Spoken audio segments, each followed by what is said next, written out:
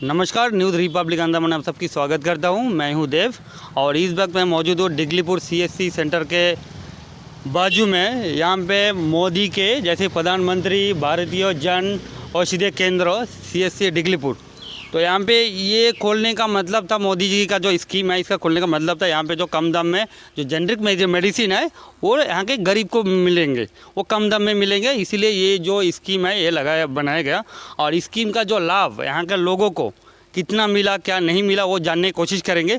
और ये जो औषधि केंद्र जो बनाया है इसका क्या स्थिति है ये भी मैं आपको दिखाएंगे। तो आइए देखते, जुड़े रहिए हमारे साथ, आइए देखते।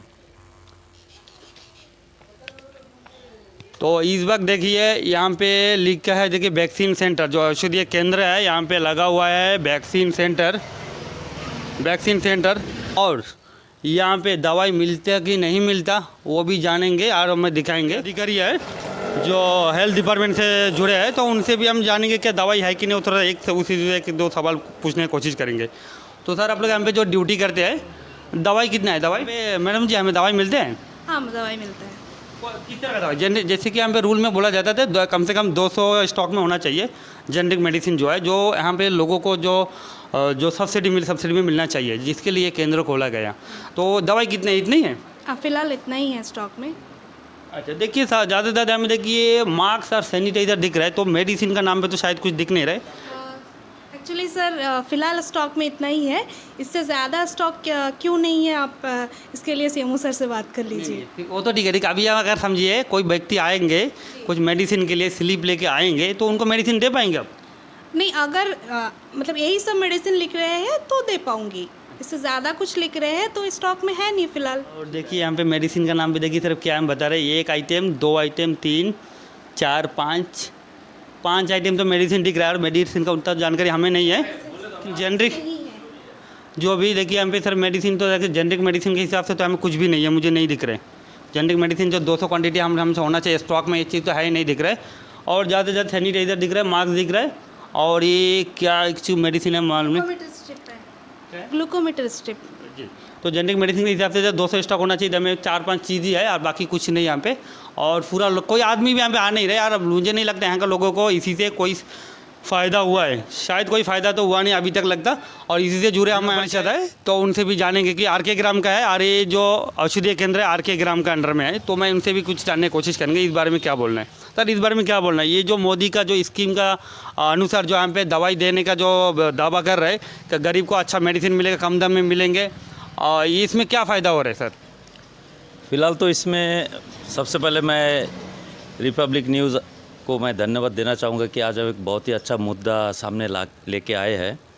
देखिए, जहाँ तक मेरे नॉलेज में अभी तक आज तक टिल डेट आज तक किसी को यहाँ से कोई बेनिफिट नहीं मिला, क्योंकि मैं डेली सुबह शाम दोपहर यही रास्ता से मैं घर आना जाना रहता है। रिसेंटली कुछ दिनों से ये खुलता है, इससे पहले तो परमानेंट बंद था।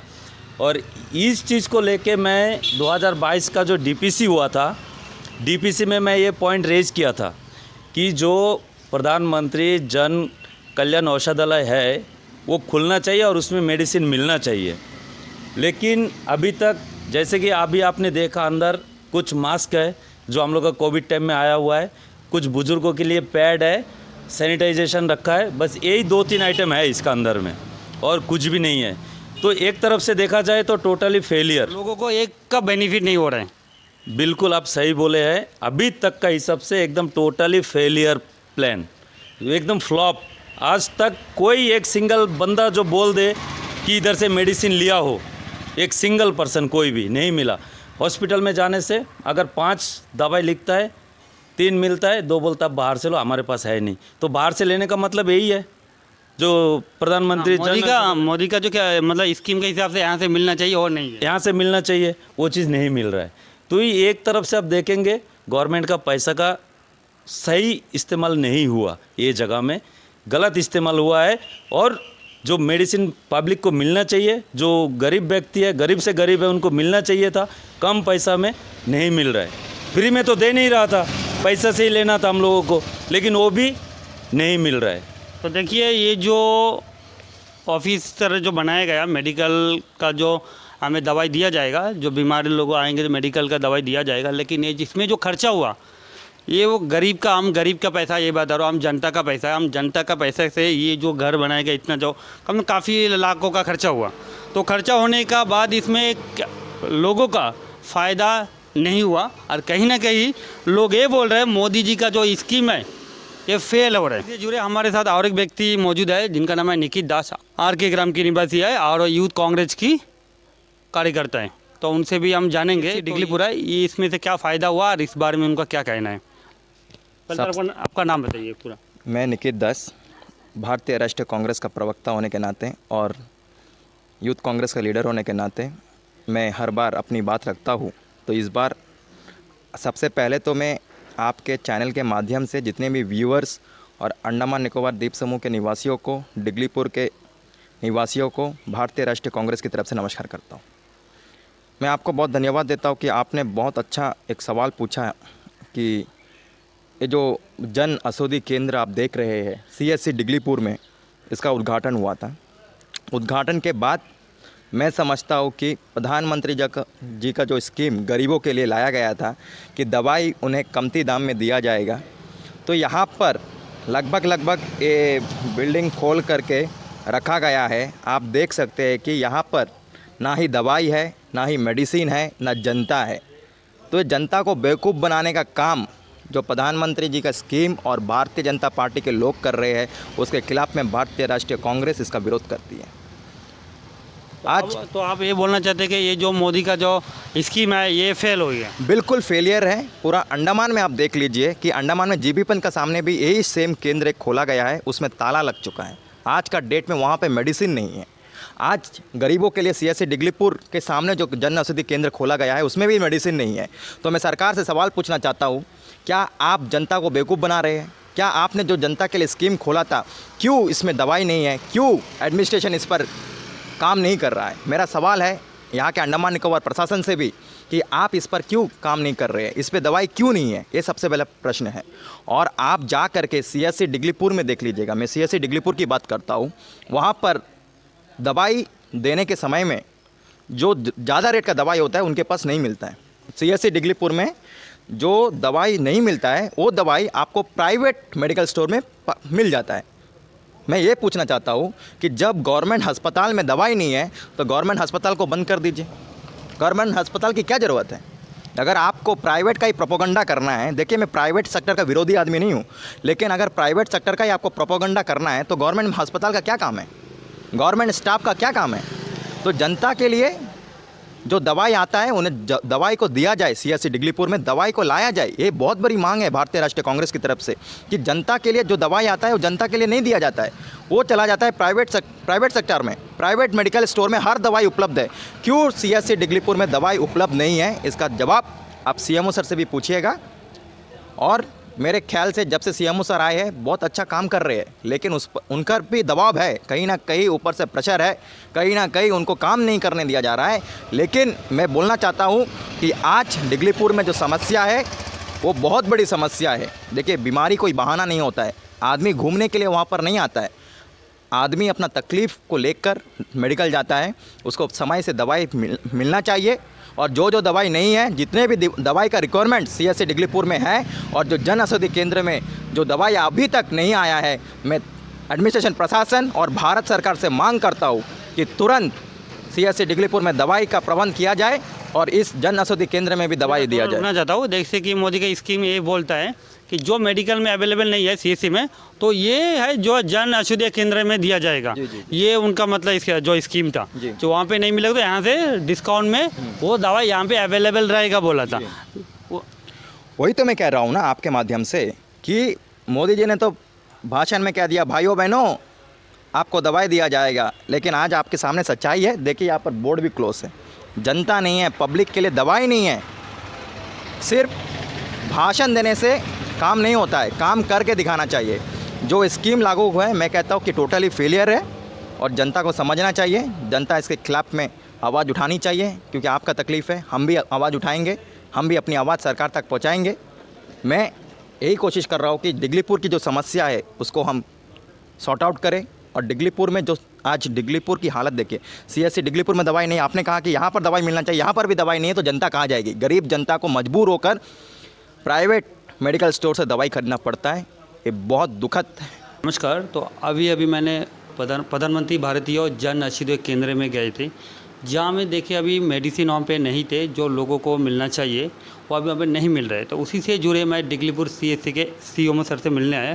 तो हम जानने का कोशिश करेंगे वहाँ पे मेडिसिन आखिर क्यों नहीं है और ये कब तक वहाँ पे मिलेगा, जो मोदी का जो स्कीम है जो भारतीय जन औषधि केंद्र में, तो जानने की कोशिश करेंगे CMO सर से।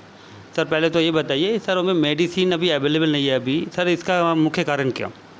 नमस्कार, मैं डॉक्टर सिद्धा Raju, chief medical officer, community health centre Diglipur. प्रधानमंत्री भारतीय जन औषधि केंद्र जुलाई 2021 से इनाग्रेशन हुआ था और उस टाइम तो कोविड का वजह से वो जितना मेडिसिन आना चाहिए था नहीं आया था, बट वो ओपनिंग के बाद हम लोग मेडिसिन मंगाया और डिस्ट्रीब्यूशन के लिए फार्मासिस्ट पोस्टिंग होना चाहिए था, वेट करता था, बट फार्मासिस्ट का पोस्टिंग नहीं हुआ। हमारा DHS मैडम बताया और देर मत करो, और फार्मासिस्ट नहीं होने से भी कोई भी हेल्थ वर्कर को आप पोस्ट करके आप काम स्टार्ट करो करके। तो एक हेल्थ वर्कर फीमेल को वहाँ पोस्टिंग किया है और वो जाके जब देखी तो पता चला कि जो सिस्टम जो है और सॉफ्टवेयर जो था वो करप्ट हो गया था और वो सिस्टम का जो हार्ड डिस्क करप्ट हो गया था। तो हम लोग यहाँ से खबर दिया था डायरेक्टर ऑफ हेल्थ सर्विस को, वहाँ से एक टेक्नीशियन आया था, आके यहाँ का जो हार्ड डिस्क को लेके गया था और मेनलैंड भेजा था, बट उसको जितना इन्वॉइस था, जितना डिटेल्स था, डाटा था, वो रिट्रीव कर नहीं सका और हार्ड डिस्क को वापस भेज दिया कि वो बहुत ही करप्ट हो गया है और उसको डाटा रिट्रीव नहीं कर सकता। तो अभी DHS मैडम से फिर रिक्वेस्ट किया, मैडम ने नया सॉफ्टवेयर को इंस्टॉल करके अभी नया हार्ड डिस्क को अभी भेज रहे हैं। आज ही सुबह बात हुआ और मैडम बताई कि और एक हफ्ते में जो नेक्स्ट जो ट्रक आने का है उसमें CMO स्टोर का ट्रक आने का है, उसमें जो सिस्टम का हार्ड डिस्क है वो भेज देंगे और वहाँ नया कंसाइनमेंट मंगा के और डिस्ट्रीब्यूट भी करेंगे। तो ये बहुत ही फ्लैगशिप प्रोग्राम है और प्राइम मिनिस्टर भारतीय जन औषधि केंद्र, और इससे बहुत ही नॉमिनल फ़ीस में लोगों को मेडिसिन उपलब्ध है। और वो जो अभी फ़िलहाल थोड़ा सा कंसाइनमेंट है उसको पहले वाला पुराना वाला जो हार्ड डिस्क का जो डाटा नहीं मिलने का वजह से दिक्कतें आता है, इसके लिए वो बिक्री नहीं हुआ। बट न्यू सॉफ्टवेयर इंस्टॉल करके जो नया हार्ड डिस्क आने का है और उसमें हम लोग नया से डिटेल जो मेडिसिन्स यहाँ ज़रूरत है वो सब मंगा के लोगों को देंगे। बहुत ही अच्छा प्रोग्राम है। तो देखिए अभी जो अब CMO सर से बात किया, ये बोल रहे कि अभी हार्ड डिस्क का सबसे ज़्यादा इशू आ रहा है, जो कंप्यूटर में हार्ड डिस्क लगते हैं, तो उसी में हार्ड डिस्क करप्ट है, जिसके कारण ये अभी शुरू नहीं हुआ। और सर ये तो हार्ड डिस्क का तो बात है, तो कंप्यूटर का कहा था। और सर मेडिसिन सर कब तक उपलब्ध हो सकता है जो जनता के लिए? हाँ, हम लोग जैसे ही वो नया हार्ड डिस्क आएगा वो एक्चुअली ये रियल टाइम एंट्री करना है, और जैसे आएगा हम लोग हमारा इन्वॉइस देंगे, रिक्वायरमेंट क्या है देंगे, और वो लोग कोरियर में रिक्वायरमेंट भेज देते हैं, बाई पोस्ट भेजते हैं, और शायद 1 महीने या 2 महीने लग जाएगा। एक से कंसाइनमेंट आने के लिए 1-2 महीने लग जाएगा। तो 1-2 महीना में यहाँ के लोगों का चांसेस है? हाँ, पक्का। तो जो नया मेडिसिन्स आने का है, अब ऑलरेडी थोड़ा मेडिसिन्स है, उसको जैसा हमारा DHS मैडम ने कहा उस हिसाब से अलग से एक एंट्री करके उसका डिस्ट्रीब्यूटर भी करने के लिए मैडम ने डायरेक्शंस दिया है। तो धन्यवाद। तो काफ़ी अच्छा जानकारी मिला हमारे CMO सर से। तो देखते हैं क्या 2-3 महीना का टाइमिंग दे रहे हैं, तो देखते हैं 2-3 महीने में मेडिसिन वहाँ पे मिलते हैं कि नहीं मिलते। और इसमें और एक बात मैं बताना चाहूँगी, मुझे पोर्ट ब्लेयर में भी ये सेम चीज़ लगाएगा जो जीपी पेंट हॉस्पिटल के सामने, तो वहाँ में भी देखिए ये सेम इशू आ रहा है, तो मेडिसिन अवेलेबल नहीं है जैसा होना चाहिए। तो यहाँ पे देखते हैं डिगलीपुर में ये कितना अंदर होता वो देखेंगे आने वाला कल में। और हमारे जो सीओ से भी जानकारी लेकर 2-3 महीने के अंदर हो जाएंगे। तो फिर मिलेंगे किसी और विषय में, जुड़े रहे न्यूज़ रिपब्लिक अंडमान के साथ। धन्यवाद।